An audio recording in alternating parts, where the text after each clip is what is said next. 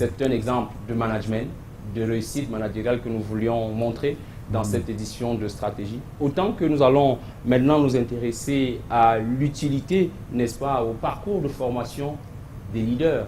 Le bon manager doit avoir des notions de leadership.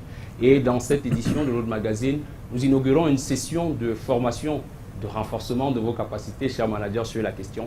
C'est avec Dieudonné Tsetse qui nous parle donc de leadership.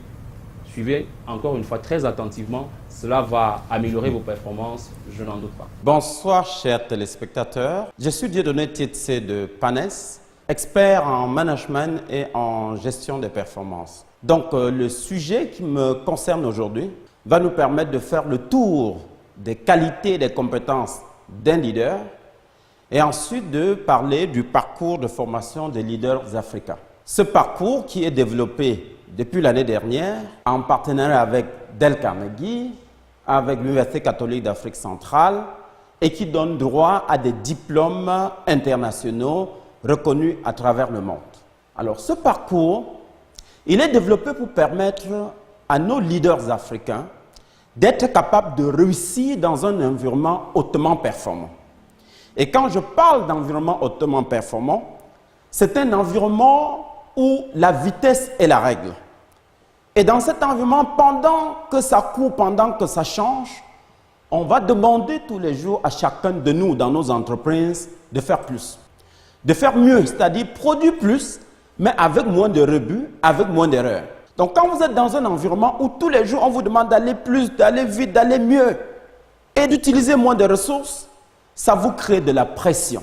Et quand on est trop sous pression, vous êtes stressé. Et quand vous êtes très stressé et incapable de maîtriser votre stress, votre capacité à produire les résultats en est réduite.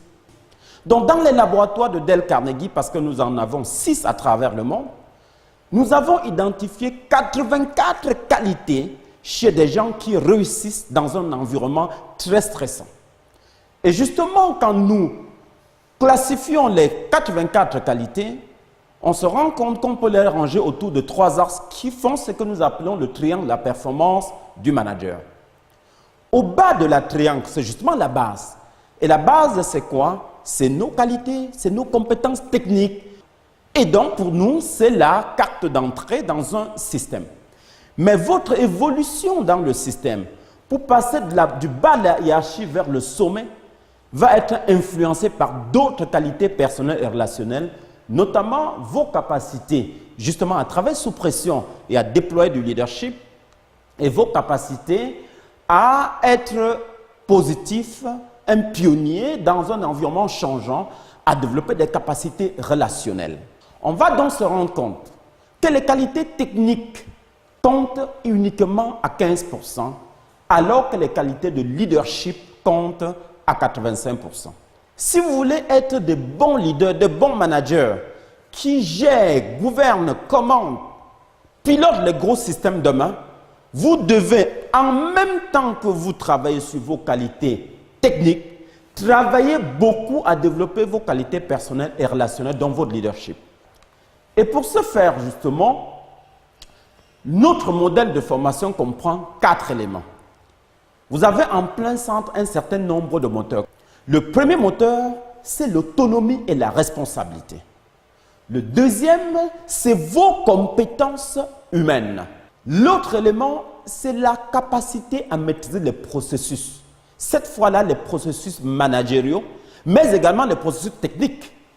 C'est également votre capacité à communiquer et votre capacité à gérer votre engagement et à gérer l'engagement des autres. Et la véritable équation, c'est celle-ci. Comment susciter et entretenir l'implication et l'engagement des collaborateurs durant tous les process et pendant des années. Parce que le management, ce n'est pas un match de football que vous gagnez. C'est plusieurs championnats que vous gagnez à travers plusieurs années. Et donc, pour atteindre cela, l'un des premiers leviers dont je vous parlais tout à l'heure, c'est la concentration sur les qualités de leadership. Pour ce qui est des qualités de leadership, nous avons 6 domaines dans lesquels il faut faire du développement. D'abord, développer votre propre leadership à vous. Deuxième élément, votre capacité à communiquer. À côté de la communication, vous avez la capacité à maîtriser le potentiel humain. C'est le vôtre et celui des autres. La capacité à bâtir la coopération à l'intérieur d'une équipe, parce qu'un n'est manager que celui d'une équipe.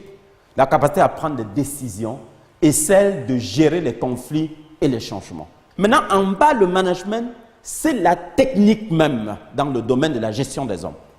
Et dans ce domaine-là, on va vous demander de maîtriser vos process de planification. Pouvoir organiser.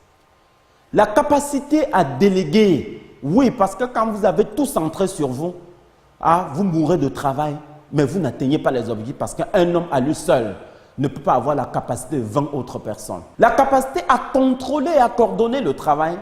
La capacité à activer les process d'innovation. Et le dernier élément, c'est justement les processus de suivi et d'évaluation des performances des collaborateurs. Et vous voyez donc, l'ensemble va s'organiser autour de deux axes principaux. D'abord, une vision autour de laquelle tout ce qui est management va s'organiser. Et ensuite, le relationnel qui va gérer tout ce qui est leadership.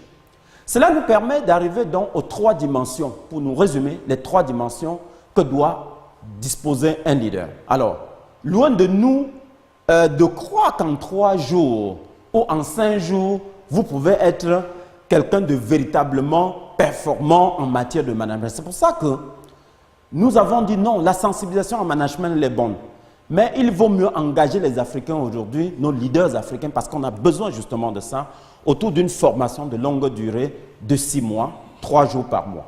Et donc cette formation va vous permettre de parcourir à peu près 6 modules de formation qui donnent droit chacun à des diplômes, comme vous voyez au tableau. Pour nous résumer, les questions de leadership sont primordiales en Afrique aujourd'hui. En fait, l'Afrique a tout pour se développer. Mais il lui manque un élément important, des véritables personnes, leaders, capables de canaliser l'énergie, de montrer la direction. Deuxième élément que nous avons présenté ce soir, c'est les 4 facteurs de la performance. Et ensuite, maintenant, nous avons présenté les moteurs de succès et nous avons vu qu'il y a un ensemble de compétences à développer en matière de leadership, en matière de management. Et c'est cet ensemble-là qui va nous permettre d'être de véritables moteurs qui entraîneront nos entreprises vers la performance des organisations et justement des nations.